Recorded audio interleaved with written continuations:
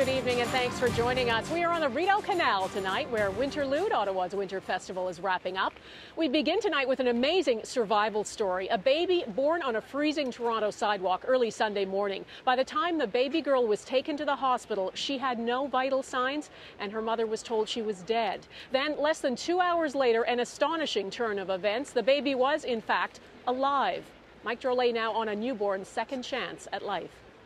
It was a brutal morning. The city had issued an extreme cold alert. The 20-year-old woman and her mother were walking along this street when she went into labor and gave birth right here on the sidewalk, a mere 500 meters away from the hospital. Paramedics and police were called and the pair were rushed to the emergency. Now, medical staff tried to revive the baby, but they were unsuccessful. The little girl was pronounced dead, covered with a sheet, and then, as per protocol, 2 officers stayed with the body until the coroner arrived. Now, this is where the story takes a bizarre turn. The 2 officers noticed the sheet move. And remember, this is an hour and 45 minutes after the baby had been declared dead.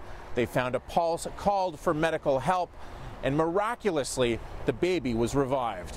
One has to wonder whether or not this baby had hypothermia.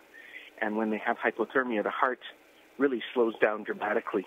And sometimes really the whole body slows down, so that the vital organs can be saved or salvaged as best as the body can. I've heard stories that they have happened, never personally experienced it. I don't know anybody who personally has experienced it, but definitely an extraordinary day for those 2 officers, something that they most likely will never experience again, and an extraordinary day for that little girl. As amazing as it sounds, this isn't the first time this has happened. In 2010, an Australian couple was told their premature son wasn't going to live. He was put on his mother's chest and gasped his last few breaths.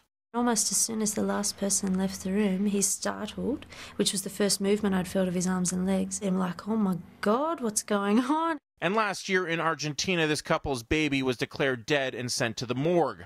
12 hours later, they demanded to see her, but when they pried open her casket, that's when we heard the baby cry. Mother and baby are in stable condition, but through the hospital have asked for privacy. Now, there are some outstanding questions, including the key one: how could the baby have ever been declared dead? The hospital is conducting a review in hopes of getting to the bottom of it. Mike Drolet, Global News, Toronto.